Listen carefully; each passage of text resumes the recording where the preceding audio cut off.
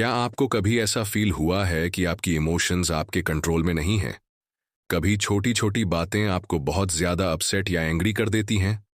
अगर हाँ, तो ये बुक मास्टर योर इमोशंस आपकी थिंकिंग को चेंज कर सकती है।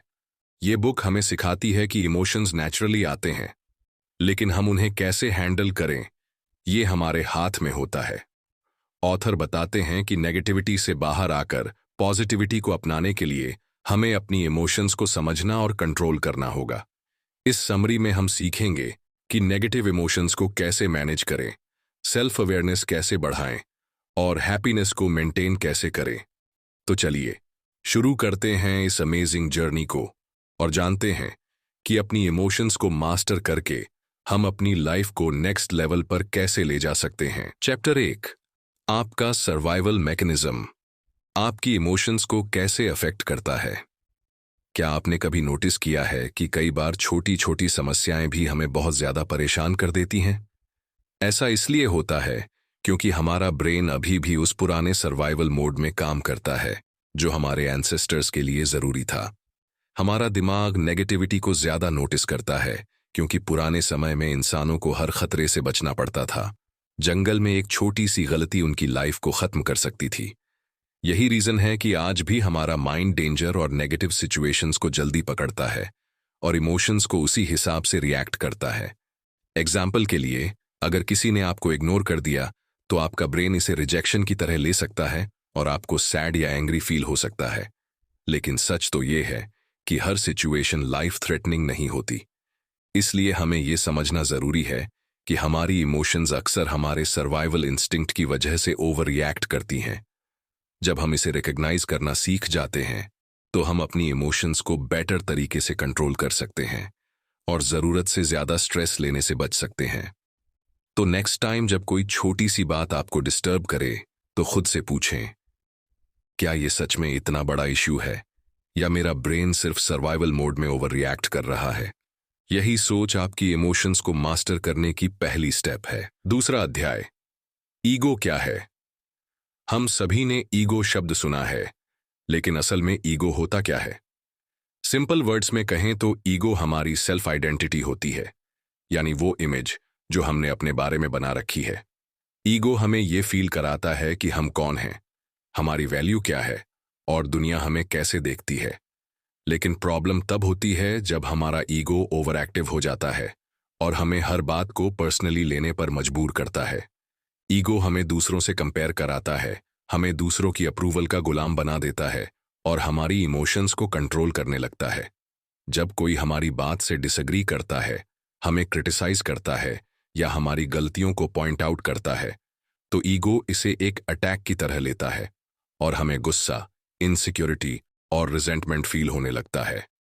यही वजह है कि कई बार छोटी छोटी बातें हमें अनावश्यक रूप से हर्ट कर देती हैं और हमारी हैप्पीनेस को अफेक्ट करने लगती हैं। फॉर एग्जाम्पल, अगर कोई आपके काम की आलोचना करता है तो ईगो तुरंत उसे रिजेक्शन की तरह ले लेता है और डिफेंसिव या एग्रेसिव बना देता है। जबकि सच ये है कि क्रिटिसिज्म हमें इंप्रूव करने का मौका देता है। ईगो हमें यह बिलीव कराता है कि हमारी वैल्यू सिर्फ अचीवमेंट्स, स्टेटस और दूसरों की ओपिनियंस पर डिपेंड करती है, लेकिन असल में ऐसा नहीं है। सच्चा कॉन्फिडेंस और इनर पीस तब आता है जब हम ईगो की पहचान करके उसे कंट्रोल करना सीखते हैं।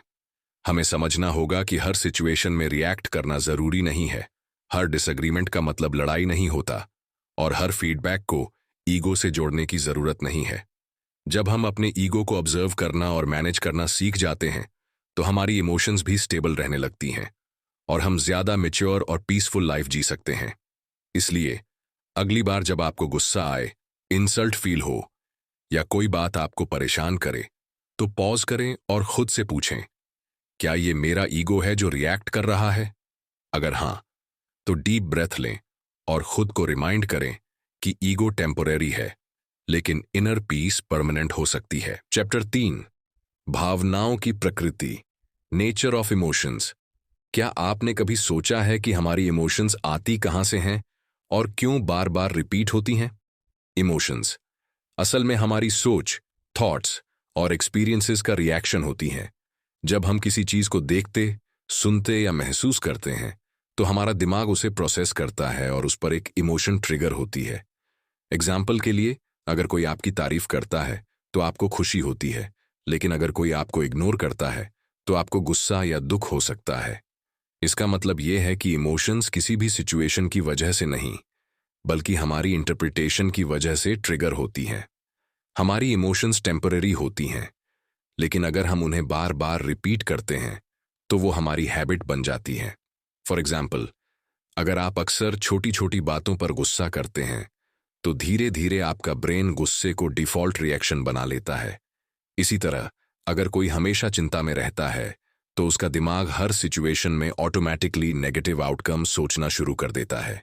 यही कारण है कि कुछ लोग नेचुरली खुशमिजाज लगते हैं और कुछ लोग हमेशा दुखी या परेशान रहते हैं, क्योंकि उनकी इमोशंस एक पैटर्न में आ चुकी होती हैं। इमोशंस की एक खासियत यह भी है कि वे बिना हमारी परमिशन के आती हैं, लेकिन हम उन्हें कंट्रोल करना सीख सकते हैं। जब हमें समझ में आता है कि इमोशंस हमारी सोच और परसेप्शन से पैदा होती हैं, तो हम उन्हें कॉन्शियसली चेंज कर सकते हैं। जब भी कोई नेगेटिव इमोशन अराइज हो, हमें खुद से पूछना चाहिए, क्या ये इमोशन सच में जरूरी है या मेरा माइंड इसे अननेसेसरीली एम्पलीफाई कर रहा है? अगर हम इमोशंस को ऑब्जर्वर की तरह देखना सीख जाएं, तो हम अपने रिएक्शंस को बेटर कंट्रोल कर सकते हैं और अपनी लाइफ में ज्यादा पीस और पॉजिटिविटी ला सकते हैं। रिमेंबर, आपकी इमोशंस आपके कंट्रोल में होनी चाहिए, न कि आप अपनी इमोशंस के कंट्रोल में। चौथी कैप्टर, आपके मूड पर नींद का प्रभाव। क्या आपने कभी नोटिस किया है कि जब आप अच्छी नींद नहीं लेते तो आपको छोटी छोटी बातें भी ज्यादा इरिटेट करने लगती हैं? ऐसा इसलिए होता है क्योंकि नींद, स्लीप और इमोशंस का गहरा कनेक्शन होता है।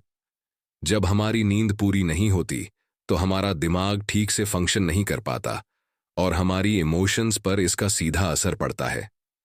रिसर्च के अनुसार, जब हम स्लीप डिप्राइव्ड होते हैं तो हमारा अमिगडला, जो हमारी इमोशंस को कंट्रोल करता है, ओवर एक्टिव हो जाता है, जिससे हम ज्यादा इजीली गुस्सा, फ्रस्ट्रेशन और स्ट्रेस फील करने लगते हैं। वहीं दूसरी ओर प्रीफ्रंटल कॉर्टेक्स, जो लॉजिकल थिंकिंग और सेल्फ कंट्रोल के लिए रिस्पॉन्सिबल होता है, ठीक से काम नहीं कर पाता। इसका मतलब यह है कि नींद की कमी हमें ज्यादा इमोशनल और कम रैशनल बना देती है। इसलिए जब हम थके हुए होते हैं तो छोटी छोटी बातें भी हमें परेशान करने लगती हैं और हम रिएक्ट करने लगते हैं। इसके अलावा नींद की क्वालिटी हमारे हैप्पीनेस हार्मोन्स जैसे सेरोटोनिन और डोपामीन को भी प्रभावित करती है। अगर हमारी नींद अच्छी होती है तो हमारा मूड नेचुरली पॉजिटिव रहता है, हम ज्यादा एनर्जेटिक फील करते हैं और चीजों को ज्यादा काल्मली हैंडल कर पाते हैं। लेकिन अगर हम स्लीप डिप्राइव्ड हैं तो हमें लो एनर्जी, इरिटेबिलिटी और एंग्जाइटी फील होने लगती है। लॉन्ग टर्म में पुअर स्लीप हैबिट्स हमें क्रॉनिक स्ट्रेस और इवन डिप्रेशन की तरफ ले जा सकते हैं। इसलिए अगर आप अपनी इमोशंस को बेटर कंट्रोल करना चाहते हैं तो अपनी नींद को प्रायोरिटी देना बहुत जरूरी है। रेगुलर 7 से 9 घंटे की डीप स्लीप लें, सोने से पहले स्क्रीन टाइम कम करें और एक प्रॉपर बेड टाइम रूटीन बनाएं।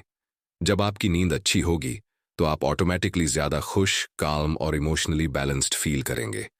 Remember, better sleep equals better mood equals better life. Chapter 5, अपनी इमोशंस को प्रभावित करने के लिए अपने शरीर का उपयोग करें। हमारी बॉडी लैंग्वेज, पॉस्चर और मूवमेंट का सीधा असर हमारी इमोशंस पर पड़ता है। यानी सिर्फ हमारी फीलिंग्स ही हमारे शरीर को प्रभावित नहीं करती, बल्कि हमारी बॉडी भी हमारी इमोशंस को कंट्रोल कर सकती है। जब हम कॉन्फिडेंट होते हैं तो हमारी चेस्ट सीधी, आवाज मजबूत और एनर्जी हाई होती है। वहीं जब हम सैड या एंग्शियस होते हैं तो हमारा शरीर झुका हुआ, आवाज धीमी और एनर्जी लो हो जाती है। इसलिए अगर हम अपनी इमोशंस को इंप्रूव करना चाहते हैं तो हमें अपने शरीर का सही इस्तेमाल करना सीखना होगा। ऑथर बताते हैं कि पावर पोजेस जैसे चेस्ट उठाकर, सिर ऊंचा रखकर, हाथ कमर पर रखकर खड़े होना हमें इंस्टेंटली कॉन्फिडेंट और पॉजिटिव फील करवा सकती हैं, क्योंकि ये हमारे टेस्टोस्टेरोन, कॉन्फिडेंस हार्मोन को बढ़ाती हैं और कॉर्टिजोल, स्ट्रेस हार्मोन को कम करती हैं। इसी तरह स्माइलिंग, भले ही जबरदस्ती की जाए, हमारे दिमाग को सिग्नल देती है कि हम खुश हैं, जिससे डोपामीन और सेरोटोनिन रिलीज होते हैं और हमारा मूड इंप्रूव हो जाता है। मूवमेंट भी इमोशंस को शिफ्ट करने में बहुत पावरफुल होती है। अगर हम सैड या फ्रस्ट्रेटेड महसूस कर रहे हैं तो थोड़ा चलना, दौड़ना, डांस करना या सिंपल स्ट्रेचिंग करना हमें इंस्टेंटली बेटर फील करवा सकता है। एक्सरसाइज से endorphins, feel good hormones release होते हैं, जिससे स्ट्रेस और नेगेटिविटी कम होती है। इसी तरह डीप ब्रीदिंग टेक्निक्स जैसे 4 सेकंड सांस लेना, 7 सेकंड रोकना, 8 सेकंड छोड़ना हमारे नर्वस सिस्टम को काल्म करके एंग्जाइटी और फ्रस्ट्रेशन को कम करती है। यहां तक कि हमारी वॉकिंग स्टाइल भी हमारी इमोशंस को अफेक्ट करती है। अगर हम तेजी और एनर्जी के साथ चलते हैं तो हमारा दिमाग इसे पॉजिटिविटी और कॉन्फिडेंस से जोड़ लेता है, जिससे हमारा मूड बेहतर हो जाता है। इस चैप्टर की सबसे बड़ी सीख यही है कि अगर आप अपनी इमोशंस को कंट्रोल करना चाहते हैं तो सबसे पहले अपनी बॉडी को कंट्रोल करना सीखें। अगली बार जब आप लो महसूस करें तो बस स्माइल करें, डीप ब्रीदिंग करें, अपनी पोस्चर सीधी करें और थोड़ा मूव करें। देखें कैसे आपकी इमोशंस इंस्टेंटली शिफ्ट हो जाती हैं।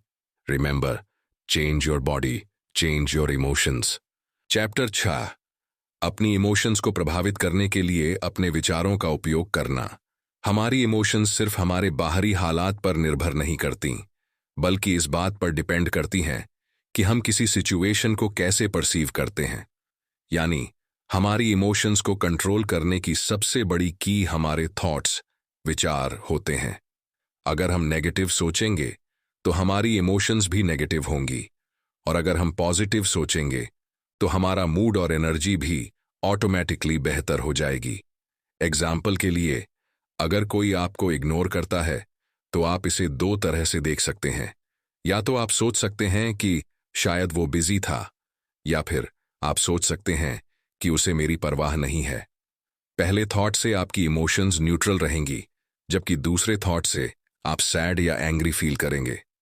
यानी हमारी इमोशंस को ट्रिगर करने वाली असली चीज कोई बाहरी घटना नहीं, बल्कि हमारी उसकी इंटरप्रिटेशन होती है।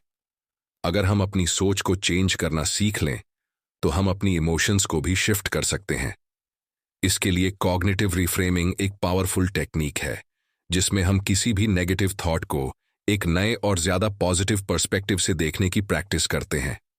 जब भी कोई स्ट्रेसफुल या अपसेटिंग सिचुएशन आए, खुद से पूछें, क्या मैं इसे किसी और नजरिए से देख सकता हूं? इसी तरह ग्रैटिट्यूड प्रैक्टिस भी हमारी इमोशंस को ट्रांसफॉर्म कर सकती है।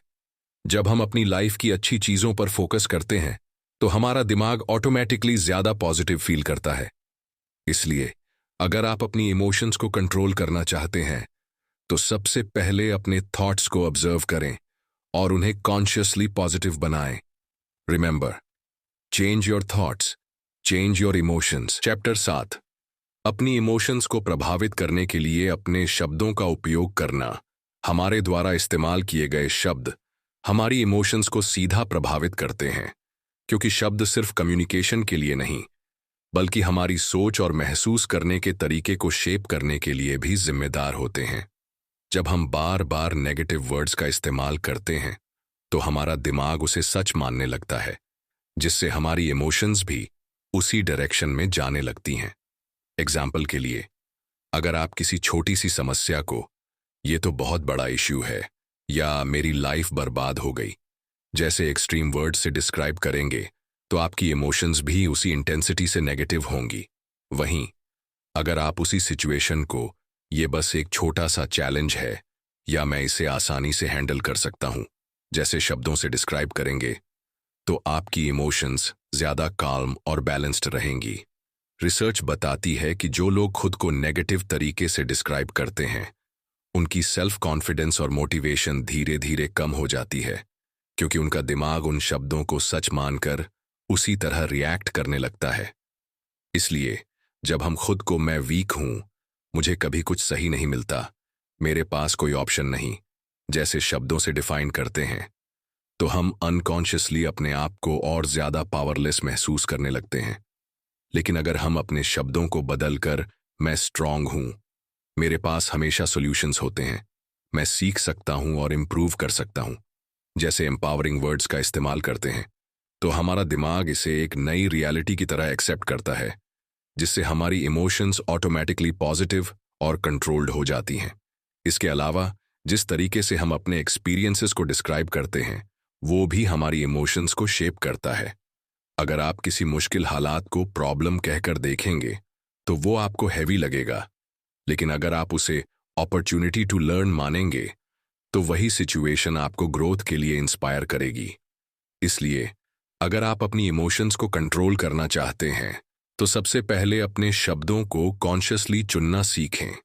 जब भी आप खुद से या दूसरों से बात करें, इस बात पर ध्यान दें कि आपके शब्द आपको एम्पावर कर रहे हैं या कमजोर बना रहे हैं। शब्द सिर्फ बोले नहीं जाते, बल्कि वो हमारी पूरी रियलिटी को डिफाइन करते हैं। इसलिए the words you speak become the emotions you feel. Chapter 8, आपकी सांसें आपकी इमोशंस को कैसे प्रभावित करती हैं। हमारी सांसों, ब्रीदिंग और इमोशंस के बीच एक गहरा कनेक्शन होता है जिसे हम अक्सर इग्नोर कर देते हैं। जब हम स्ट्रेस, एंग्जाइटी या फियर में होते हैं तो हमारी सांसें तेज, उथली, शैलो और अनियमित हो जाती हैं, जिससे हमारे दिमाग को यह सिग्नल मिलता है कि हम किसी डेंजर में हैं। इसके विपरीत जब हम रिलैक्स्ड, हैप्पी या कॉन्फिडेंट होते हैं तो हमारी सांसें गहरी, धीमी और स्थिर होती हैं, जिससे हमारे शरीर और दिमाग को काम रहने में मदद मिलती है। यानी हमारी इमोशंस हमारी सांसों को अफेक्ट करती हैं और हमारी सांसें भी हमारी इमोशंस को बदल सकती हैं। यही कारण है कि कई एंशिएंट प्रैक्टिसेस जैसे योग, मेडिटेशन और प्राणायाम सांसों को कंट्रोल करके इमोशंस को बैलेंस करने पर जोर देती हैं।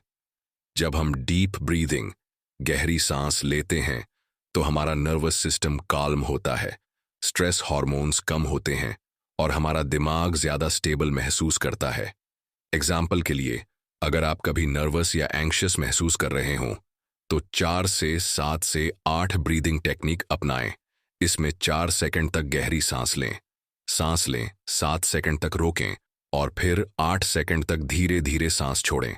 इससे आपका नर्वस सिस्टम तुरंत रिलैक्स होगा और आपकी इमोशंस शांत हो जाएंगी। इसी तरह डायफ्रेगमेटिक ब्रीदिंग, जिसे बेली ब्रीदिंग भी कहते हैं, ऑक्सीजन सप्लाई को बढ़ाकर हमें ज्यादा एनर्जेटिक और फोकस्ड महसूस कराती है। अगर आप जल्दी गुस्सा हो जाते हैं तो बॉक्स ब्रीथिंग तकनीक 4 second inhale, 4 second hold, 4 second exhale, 4 second hold आपके इमोशनल कंट्रोल को बेहतर बना सकती है। सांसों को कंट्रोल करके हम अपनी बॉडी और माइंड को इंस्टेंटली रीप्रोग्राम कर सकते हैं।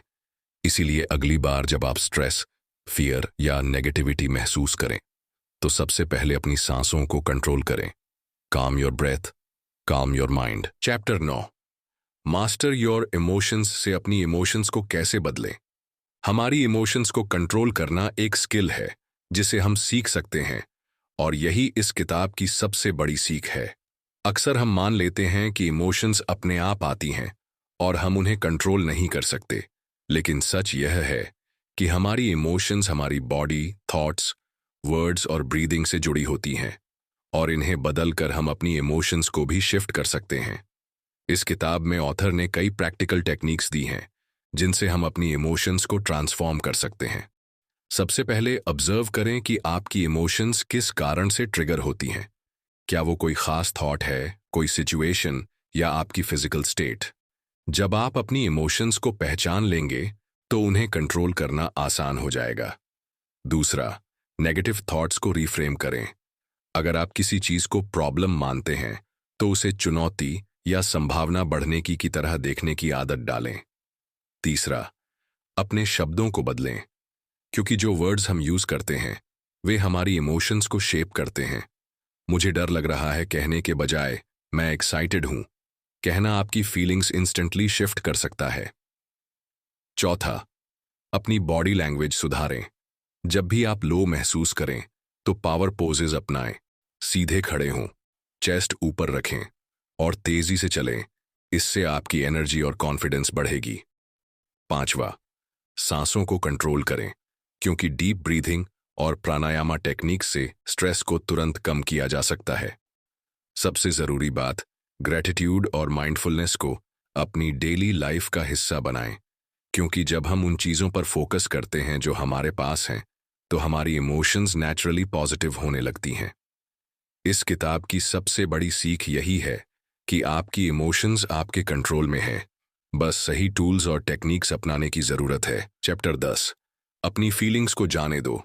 कई बार हम अपनी नेगेटिव फीलिंग्स को दबाने की कोशिश करते हैं, लेकिन ऐसा करने से वे और ज्यादा स्ट्रांग हो जाती हैं और अंदर ही अंदर हमें परेशान करने लगती हैं। इमोशंस को सप्रेस करने से वे खत्म नहीं होते, बल्कि हमारे सबकॉन्शियस माइंड में जमा हो जाते हैं और स्ट्रेस, एंग्जाइटी या इवन फिजिकल हेल्थ इश्यूज का कारण बन सकते हैं। इसलिए ऑथर हमें सिखाते हैं कि अपनी फीलिंग्स को जाने देना, लेटिंग गो, क्यों जरूरी है और इसे कैसे किया जाए। सबसे पहला स्टेप है अपनी इमोशंस को एक्सेप्ट करना। अगर आप सैड, एंग्री या एंग्शियस हैं, तो उसे डिनाई करने या इग्नोर करने के बजाय खुद से कहें, हाँ, मैं अभी ये फील कर रहा हूं और ये नॉर्मल है। जब हम अपनी इमोशंस को बिना जज किए एक्सेप्ट करते हैं, तो वे धीरे धीरे कमजोर होने लगती हैं। दूसरा स्टेप है इमोशनल रिलीज टेक्निक्स को अपनाना, जैसे कि जर्नलिंग, अपनी फीलिंग्स को लिखना, डीप ब्रीथिंग, मेडिटेशन या किसी भरोसेमंद इंसान से बात करना। तीसरा स्टेप है अटैचमेंट को छोड़ना। हमारी बहुत सारी नेगेटिव फीलिंग्स इसलिए बनी रहती हैं क्योंकि हम किसी इवेंट, इंसान या थॉट से इमोशनली अटैच हो जाते हैं। हमें यह समझना होगा कि इमोशंस टेम्पोररी होते हैं, वे हमेशा नहीं रहने वाले। जब हम इस फैक्ट को एक्सेप्ट कर लेते हैं, तो लेटिंग गो आसान हो जाता है। एक और पावरफुल तरीका है माइंडफुलनेस और ग्रेटिट्यूड प्रैक्टिस। जब हम प्रेजेंट मोमेंट में जीना सीखते हैं और अपनी ब्लेसिंग्स पर फोकस करते हैं, तो हमारी पुरानी दर्द भरी फीलिंग्स धीरे धीरे डिसॉल्व होने लगती हैं। लेटिंग गो का मतलब इमोशंस को इग्नोर करना नहीं, बल्कि उन्हें फील करके धीरे धीरे छोड़ देना है, ताकि वे हमें कंट्रोल न करें। इसलिए अगर कोई पास्ट हर्ट या फियर आपको परेशान कर रहा है, तो गहरी सांस लें, उसे एक्नॉलेज करें और धीरे धीरे उसे जाने दें। Because letting go is the key to emotional freedom. Chapter 11, अपने दिमाग को अधिक पॉजिटिव इमोशंस को महसूस करने के लिए तैयार करना। हमारा दिमाग नेचुरली नेगेटिव एक्सपीरियंसेस पर ज्यादा फोकस करता है, क्योंकि यह हमें डेंजर और प्रॉब्लम्स से बचाने के लिए वायर्ड है। इसे नेगेटिविटी बायस कहा जाता है। इसी वजह से हम छोटी छोटी नेगेटिव चीजों को घंटों या दिनों तक याद रखते हैं, लेकिन पॉजिटिव मोमेंट्स को जल्दी भूल जाते हैं। लेकिन अच्छी खबर यह है कि हम अपने दिमाग को ज्यादा पॉजिटिव इमोशंस को महसूस करने के लिए रीवायर कर सकते हैं, यानी हम खुद को नेचुरली हैप्पियर और ऑप्टिमिस्टिक बना सकते हैं। इसके लिए सबसे पहला स्टेप है पॉजिटिव एक्सपीरियंसेस को फुली अब्जॉर्ब करना। जब भी आपको खुशी या सेटिस्फैक्शन महसूस हो, तो उसे जल्दी भूलने के बजाय 10 से 15 सेकंड तक उस फीलिंग को महसूस करें। इससे आपका दिमाग उस पॉजिटिव मोमेंट को ज्यादा गहराई से स्टोर करेगा। दूसरा स्टेप है ग्रैटिट्यूड प्रैक्टिस। हर दिन कम से कम 3 चीजें लिखें जिनके लिए आप थैंकफुल हैं। रिसर्च बताती है कि यह सिंपल हैबिट दिमाग में डोपामीन और सेरोटोनिन जैसे फील गुड केमिकल्स को बढ़ाती है, जिससे हम नेचुरली हैप्पियर महसूस करते हैं। तीसरा स्टेप है अपने थॉट्स पर ध्यान देना और नेगेटिव थिंकिंग पैटर्न्स को ब्रेक करना। जब भी आप खुद को मैं ये नहीं कर सकता या मेरे साथ हमेशा बुरा ही होता है जैसे नेगेटिव थॉट्स सोचते हुए पकड़ें, तो तुरंत खुद से कहें, ये सिर्फ एक थॉट है, ये मेरी रियलिटी नहीं है। धीरे धीरे आपका दिमाग नेगेटिव पैटर्न से बाहर निकलकर ज्यादा पॉजिटिव सोचने लगेगा। चौथा स्टेप है अपने आसपास पॉजिटिव लोगों और एनवायरनमेंट को चुनना। अगर आप हमेशा ऐसे लोगों के साथ रहते हैं जो कंप्लेन करते हैं या नेगेटिविटी फैलाते हैं, तो आपका दिमाग भी उसी फ्रीक्वेंसी पर काम करने लगेगा। लेकिन अगर आप मोटिवेटेड और हैप्पी लोगों के साथ ज्यादा टाइम बिताते हैं, तो आपकी माइंडसेट भी ऑटोमेटिकली पॉजिटिव हो जाएगी। पांचवा स्टेप है सेल्फ केयर एक्टिविटीज को अपनी रूटीन में शामिल करना, जैसे मेडिटेशन, एक्सरसाइज, हॉबीज और डीप ब्रीदिंग। जब हमारा शरीर और माइंड रिलैक्स्ड और हेल्थी होते हैं, तो पॉजिटिव इमोशंस को फील करना आसान हो जाता है। अंत में हमें यह समझना होगा कि पॉजिटिविटी कोई मैजिक नहीं है, बल्कि एक डेली प्रैक्टिस है। अगर आप अपने दिमाग को ट्रेन करेंगे, तो धीरे धीरे यह आपकी नई डिफॉल्ट स्टेट बन जाएगी। चैप्टर 12, नेगेटिव इमोशंस से निपटने के लिए शॉर्ट टर्म और long term solutions. Negative emotions हमारी लाइफ का हिस्सा है, लेकिन जरूरी यह है कि हम उन्हें सही तरीके से हैंडल करें। अगर हम उन्हें सप्रेस करते हैं या इग्नोर करते हैं तो वे और ज्यादा इंटेंस हो जाती हैं। इसलिए ऑथर हमें नेगेटिव इमोशंस से निपटने के लिए शॉर्ट टर्म और लॉन्ग टर्म सॉल्यूशंस बताते हैं, ताकि हम अपनी मानसिक और भावनात्मक स्वास्थ्य को बेहतर बना सकें। शॉर्ट टर्म सॉल्यूशंस हमें तुरंत काम और स्टेबल महसूस करने में मदद करते हैं, जैसे डीप ब्रीथिंग, 4 से 7 से 8 तक तकनीक, physical movement, walk, exercise, dance, cold water therapy, चेहरा धोना या ठंडा पानी पीना, पॉजिटिव डिस्ट्रैक्शन, म्यूजिक सुनना, किताब पढ़ना, जर्नलिंग करना और पॉजिटिव एफर्मेशंस, मैं इससे बाहर आ सकता हूं। ये टेक्निक्स नेगेटिव इमोशंस को इंस्टेंटली कम करने में मदद करती हैं, लेकिन उन्हें परमानेंटली कंट्रोल करने के लिए लॉन्ग टर्म स्ट्रैटेजीज जरूरी होती हैं। मेडिटेशन और माइंडफुलनेस डेली प्रैक्टिस करने से हमारा दिमाग ज्यादा शांत और बैलेंस्ड बनता है। ग्रैटिट्यूड प्रैक्टिस हमें नेचुरली ज्यादा पॉजिटिव बनाती है और हेल्थी लाइफस्टाइल, अच्छी नींद, सही खान पान, रेगुलर एक्सरसाइज हमारे इमोशंस पर सीधा असर डालती है। इमोशनल अवेयरनेस और सेल्फ रिफ्लेक्शन से हम अपनी रिकरिंग नेगेटिव इमोशंस की जड़ को समझकर उन्हें फिक्स कर सकते हैं, जबकि ग्रोथ माइंडसेट अपनाने से हम हर मुश्किल को सीखने का मौका समझने लगते हैं। साथ ही पॉजिटिव और सपोर्टिव रिलेशनशिप्स हमारी मेंटल हेल्थ को स्ट्रांग बनाने में मदद करते हैं। नेगेटिव इमोशंस को पूरी तरह से रिमूव करना पॉसिबल नहीं है, लेकिन इन्हें मैनेज करने के लिए सही टेक्निक्स अपनाने से हम उन पर कंट्रोल पा सकते हैं। शॉर्ट टर्म सॉल्यूशंस हमें इमीडिएट रिलीफ देते हैं, जबकि लॉन्ग टर्म स्ट्रैटेजीज हमें मेंटली स्ट्रांग बनाकर नेगेटिव इमोशंस को पावर लेने से रोकती हैं। जब भी आप लो महसूस करें तो इन टेक्निक्स को यूज करें और याद रखें, आपकी इमोशंस आपके कंट्रोल में हैं, ना कि आप उनकी कंट्रोल में। तो दोस्तों, यही था मास्टर योर इमोशंस का पूरा सारांश। इस किताब से हमें यह सीखने को मिला कि हमारी इमोशंस हमारे दुश्मन नहीं बल्कि गाइड्स हैं, अगर हम उन्हें समझकर सही डायरेक्शन में यूज करें। नेगेटिव इमोशंस को दबाने की बजाय उन्हें मैनेज करने के सही तरीके अपनाएं, सेल्फ अवेयरनेस बढ़ाएं और मोटिवेशन की कमी को डिसिप्लिन से रिप्लेस करें। अगर आपको यह वीडियो पसंद आया हो तो लाइक, कमेंट और शेयर जरूर करें। और अगर आप ऐसी ही पावरफुल बुक समरीज फ्यूचर में भी देखना चाहते हैं तो ऑडियो इनसाइट चैनल को सब्सक्राइब करें और बेल आइकॉन दबाना न भूलें, ताकि कोई भी नया वीडियो मिस ना हो। आप इस बुक से सबसे ज्यादा कौन सा लेसन सीख पाए, नीचे कमेंट्स में जरूर बताएं। मिलते हैं अगले वीडियो में, तब तक के लिए कीप लर्निंग, कीप ग्रोइंग।